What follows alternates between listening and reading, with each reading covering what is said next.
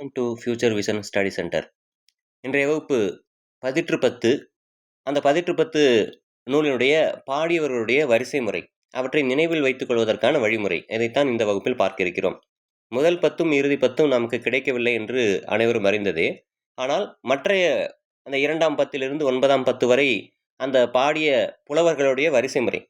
முதலில் அந்த 10 2ஆம் 10 குமட்டூர் கண்ணனார், 3ஆம் 10 பாலை கௌதமனார், 4ஆம் 10 காப்பியாற்று காப்பியனார், 5ஆம் 10 பரணர், 6ஆம் 10 காக்கை பாடினியார், 7ஆம் 10 கபிலர், 8ஆம் 10 அரிசில் கிழார், 9ஆம் 10 பெருங்குன்றூர் கிழார் என்ற இந்த பெயரை முழுமையாக நாம் மனதில் வைத்துக் கொள்ள வேண்டும்.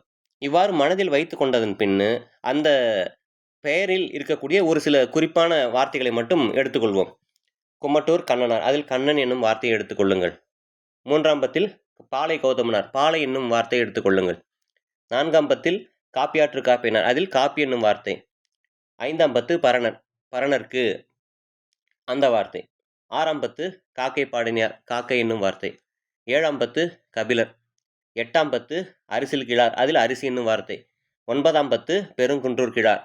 இவ்வாறு அந்த வார்த்தைகளில் இருக்கக்கூடிய சிறு சிறு பகுதிகளை எடுத்து வைத்துக் கொண்டால் 2ஆம் 10 அங்கிருந்து நாம் துவங்குவோம். எவ்வாறு இருந்தாலும், ஏனென்றால் முதலும் இறுதி நமக்கு கிடைக்காது அல்லவா?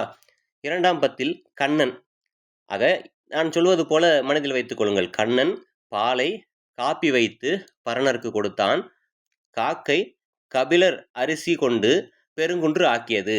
இவ்வாறு நினைவில் வைத்துக் கொண்டால் அந்த எந்த 10 எந்த புலவர் பாடியிருக்கிறார் என்பது நமக்கு மனதில் வைத்துக் கொள்வதற்கு எளிமையாக இருக்கும்.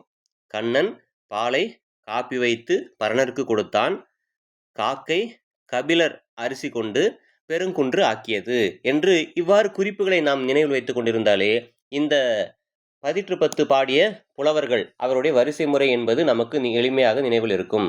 நன்றி.